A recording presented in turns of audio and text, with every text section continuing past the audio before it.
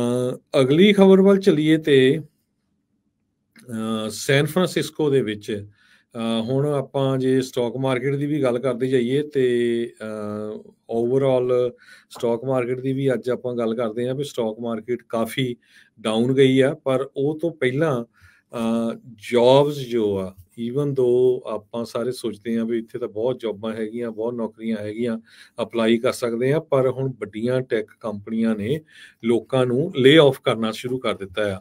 ਅੱਜ San Francisco ਦੀ ਡੋਕੂਸਾਈਨ, ਇੱਕ ਬਹੁਤ ਵੱਡੀ ਟੈਕਨੋਲੋਜੀ ਕੰਪਨੀ ਆ, ਉਹਨਾਂ ਨੇ ਆਪਣੇ 9% ਵਰਕਫੋਰਸ, ਟੋਟਲ ਉਹਨਾਂ ਦੇ 7461 EMPLOYEE ਆ, 17 ਆਫਿਸਿਸ ਆ, ਤੇ ਉਹਦੇ ਵਿੱਚੋਂ ਉਹਨਾਂ ਨੇ 671 ਲੋਕਾਂ ਨੂੰ ਲੇ ਆਫ ਕਰ ਦਿੱਤਾ ਆ। ਸੋ ਇਹ ਜਿਹੜੀ ਡੋਕੂਸਾਈਨ ਕੰਪਨੀ ਆ, ਕਹਿੰਦੇ ਪਈ ਸਾਨੂੰ ਇਹਦੇ ਨਾਲ 30 ਤੋਂ 40 ਮਿਲੀਅਨ ਡਾਲਰ ਦੇ ਕਰੀਬ ਫਾਇਦਾ ਹੋਊਗਾ ਲੇ ਆਫ ਕਰਕੇ।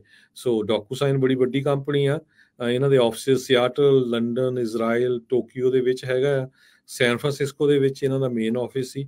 ਸੋ ਮੋਸਟਲੀ ਜਿਹੜੇ ਲੇ ਆਫ ਕੀਤੇ ਗਏ ਆ, ਸੋ ਉਹਨਾਂ ਦੇ ਵਿੱਚ ਇੰਜੀਨੀਅਰਸ ਵੀ ਕਾਫੀ ਜ਼ਿਆਦਾ ਹੈਗੇ ਆ। ਅਗਲੀ ਖਬਰ ਵੱਲ ਚੱਲੀਏ ਤੇ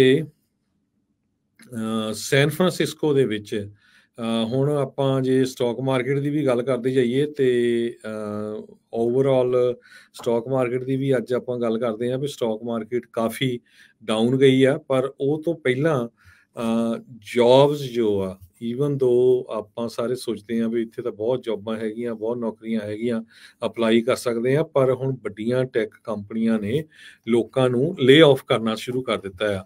ਅੱਜ ਸੈਨ ਫਰਾਂਸਿਸਕੋ ਦੀ ਡੋਕੂਸਾਈਨ, ਇੱਕ ਬਹੁਤ ਵੱਡੀ ਟੈਕਨੋਲੋਜੀ ਕੰਪਨੀ ਆ, ਉਹਨਾਂ ਨੇ ਆਪਣੇ 9% ਵਰਕਫੋਰਸ, ਟੋਟਲ ਉਹਨਾਂ ਦੇ 7461 EMPLOYEE ਆ, 17 ਆਫਿਸਿਸ ਆ, ਤੇ ਉਹਦੇ ਵਿੱਚੋਂ ਉਹਨਾਂ ਨੇ 671 ਲੋਕਾਂ ਨੂੰ ਲੇ ਆਫ ਕਰ ਦਿੱਤਾ ਆ। ਸੋ ਇਹ ਜਿਹੜੀ ਡੋਕੂਸਾਈਨ ਕੰਪਨੀ ਆ, ਕਹਿੰਦੇ ਪਈ ਸਾਨੂੰ ਇਹਦੇ ਨਾਲ 30 ਤੋਂ 40 ਮਿਲੀਅਨ ਡਾਲਰ ਦੇ ਕਰੀਬ ਫਾਇਦਾ ਹੋਊਗਾ ਲੇ ਆਫ ਕਰਕੇ।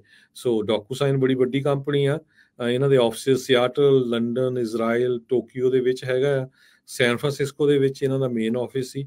ਸੋ ਮੋਸਟਲੀ ਜਿਹੜੇ ਲੇ ਆਫ ਕੀਤੇ ਗਏ ਆ, ਸੋ ਉਹਨਾਂ ਦੇ ਵਿੱਚ ਇੰਜੀਨੀਅਰਸ ਵੀ ਕਾਫੀ ਜ਼ਿਆਦਾ ਹੈਗੇ ਆ। ਅਗਲੀ ਖਬਰ PG&E ਦੇ ਨਾਲ ਸੰਬੰਧਿਤ ਆ।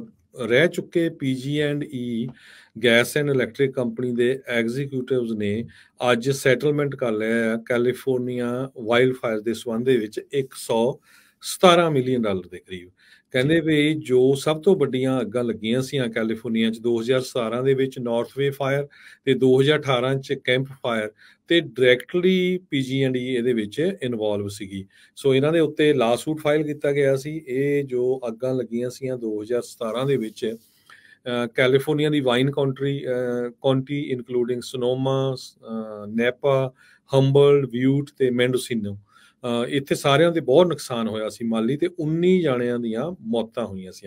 ਐਗਜ਼ੈਕਟਲੀ ਇੱਕ ਸਾਲ ਬਾਅਦ ਕੈਂਪ ਫਾਇਰ ਲੱਗੀ ਵਿਊਟ ਕਾਉਂਟੀ ਦੇ ਵਿੱਚ, ਉਹ ਵੀ ਇੱਕ ਇਲੈਕਟ੍ਰਿਕ ਇਕਵਿਪਮੈਂਟ ਦੇ ਵਿੱਚ ਫਾਲਟ ਸੀਗਾ, ਜਿਹਦੇ ਕਰਕੇ ਇਹ ਅੱਗਾਂ ਲੱਗੀਆਂ। ਉਹਦੇ ਨਾਲ ਪੈਰਾਡਾਈਜ਼ ਟਾਊਨ ਪੂਰਾ ਸੜ ਕੇ ਸਵਾਹ ਹੋ ਗਿਆ ਤੇ 85 ਲੋਕਾਂ ਦੀਆਂ ਮੌਤਾਂ ਹੋ ਗਈਆਂ।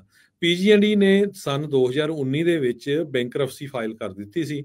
13.5 ਬਿਲੀਅਨ ਡਾਲਰ ਦੀ ਉਹਨਾਂ ਨੇ ਸੈਟਲਮੈਂਟ ਕੀਤੀ ਸੀ ਫਾਇਰ ਵਿਕਟਮ ਤੇ ਉਹਨਾਂ ਦੇ ਪਰਿਵਾਰਾਂ ਦੇ ਨਾਲ। ਹੁਣ ਅੱਜ ਫਾਈਨਲ ਜੋ ਸੈਟਲਮੈਂਟ ਆ PG&E ਨੇ, ਜਿਸ ਤਰ੍ਹਾਂ ਮੈਂ ਤੁਹਾਨੂੰ ਦੱਸਿਆ ਵੀ ਇਹ ਹੁਣ ਕਰ ਲਈ ਹੈਗੀ ਆ 117 ਮਿਲੀਅਨ ਡਾਲਰ ਦੀ ਵਾਈਲਡ ਫਾਇਰ ਦੇ ਸੰਬੰਧ ਦੇ ਵਿੱਚ। ਜੀ